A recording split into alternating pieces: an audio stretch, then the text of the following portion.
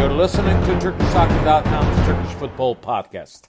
Hello everyone, my name is Ahmet Bob Turgut. Welcome to another edition of Turkish Football, Turkish Super Lig Podcast. Next 15 minutes, we'll try to talk about Turkish Super League. We'll give you insight information from the league, and we'll preview upcoming matches starting today on Friday. And as you know, in 9 days, there will be 3-round matches coming up starting on Friday. But I want to start with sad notes. You probably, if you follow Turkish football very closely, very shocking news. Young man, 27 years old, plays for Konyaspor.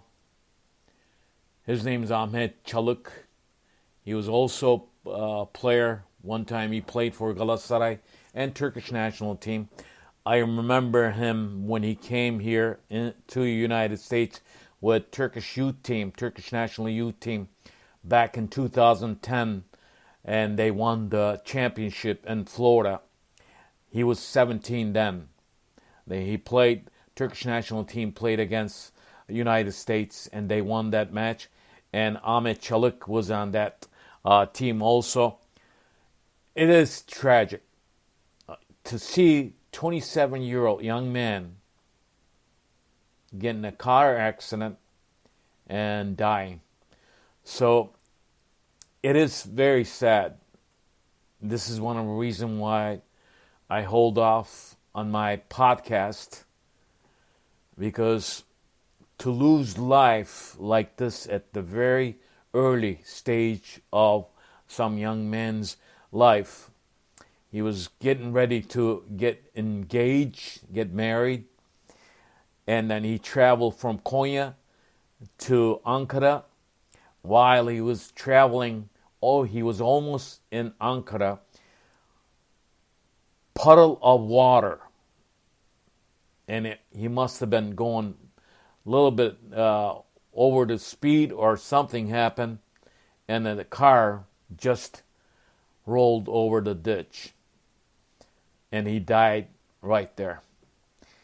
It is a very tragic story. He was a good player. He was a big addition for Konyaspor. As you know, Konyaspor was in second place, and they are in second place, as a matter of fact. And it is going to be tough for Konyaspor, losing this bright star, Ahmet Calik, in a tragic accident. My condolences to the Calik family and Konyaspor and Konyaspor fans. It is very heartbreaking to see someone dying in a car accident like this in the middle of the season. This could have been prevented. I'm not going to go into the details, but what are you going to do? Sometimes things happen. Again, rest in peace, Ahmet Calik, and my condolences to the Ahmet Calik's family, and Konyaspor fans, and the Turkish football fans in the general, because when we start the week 21st, today on Friday, both of the matches will honor Ahmet Calik, his number 6, his jersey from Konyaspor, and they will honor him before the match. And I'm pretty sure every match it's going to be playing this weekend, Ahmet Calik will be honored. So that is why I'm kind of sad, very disappointed. You could tell from my voice too. But that doesn't stop. The life goes on. But life is not going to be going on for a while for Calik family. They're going to be grieving. And I'm sure Konyaspor fans and Konyaspor players will be grieving for a long time too. So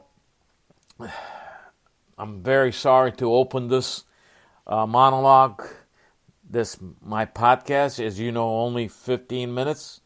and trying to put everything in 15 minutes. I want to give my thoughts of this tragic accident. So I apologize for that, but I don't think I need to apologize, because losing a young life like this at the age 27, there's nothing important more than a life. Football is not a life.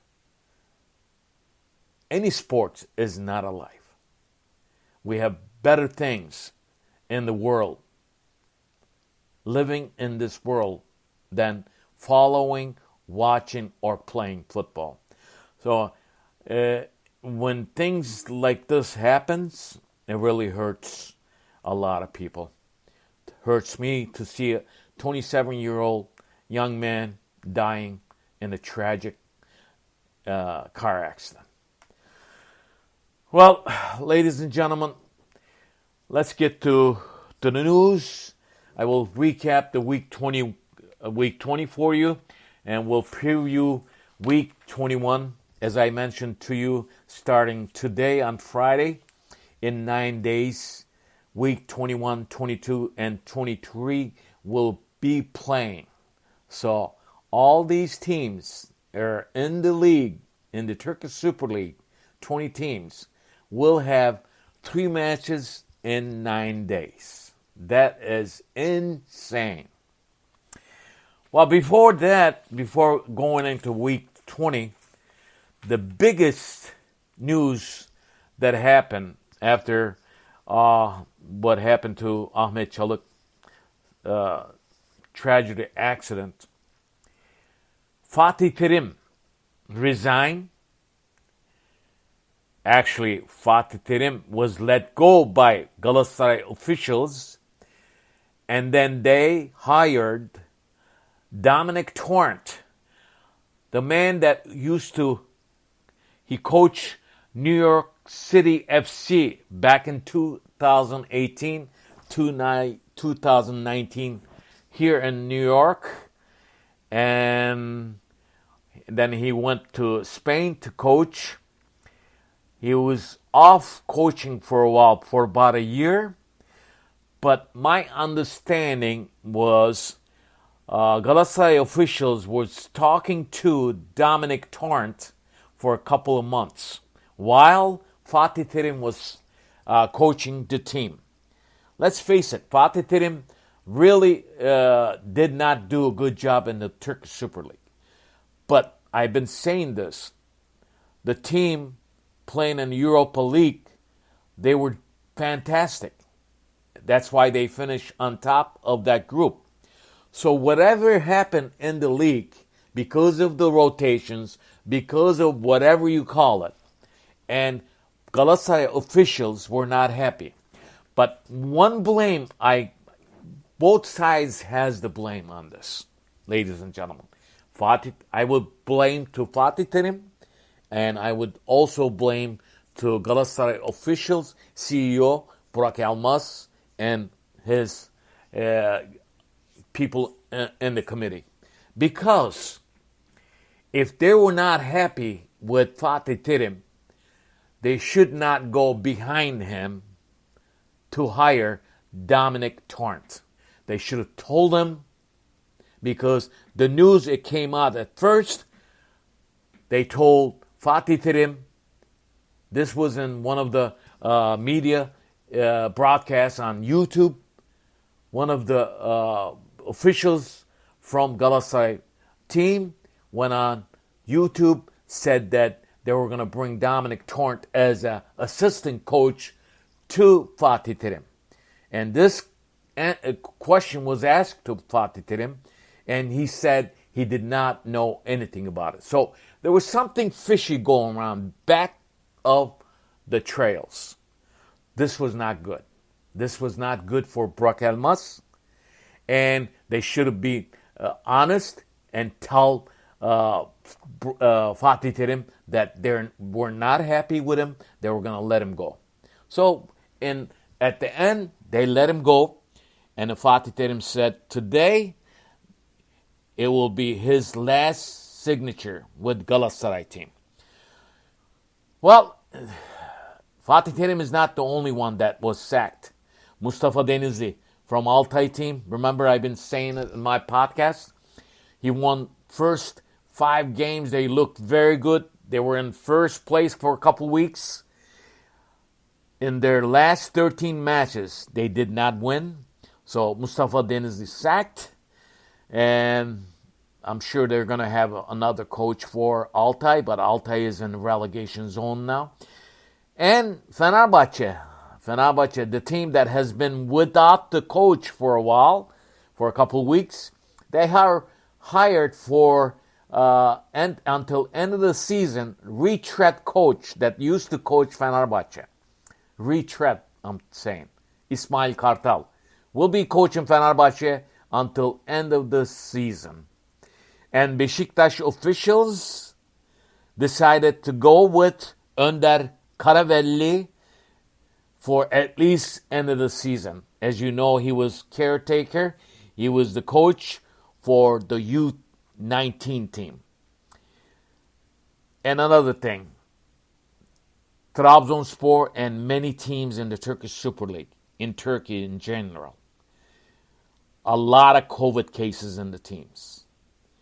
Don't be surprised with this non-stop football going on in the Turkish Super League. You might see some of the games has been canceled. It will be canceled because every team right now, we look at it, there's a lot of COVID cases. Time's running out. On the week 20, I'm not going to give you all the results, but I think Trabzonspor won their match. The gap is on top, 10 points. Konyaspor lost their match. As a matter of fact, after that match, Ahmet Calik, after playing that match, he went. That's when he got in action on Monday night, late night. And on top, as I mentioned to you, 49 points, Trabzonspor, Konyaspor with 39. And I tell you, Trabzonspor won against Yeni Malatya. But Malatyaspor coach, Romanian coach, was steaming after the match.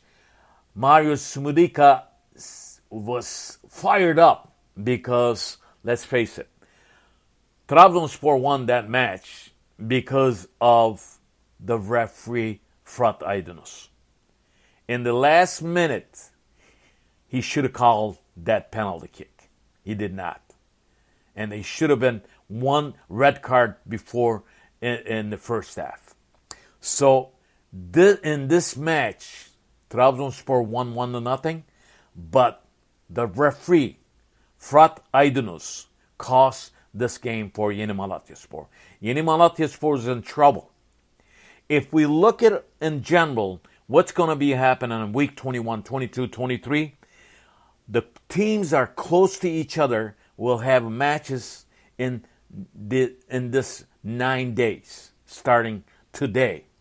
So week 21, 22, 23, the teams that lose points in these 3 weeks, they're going to be moving down or they're going to be moving up.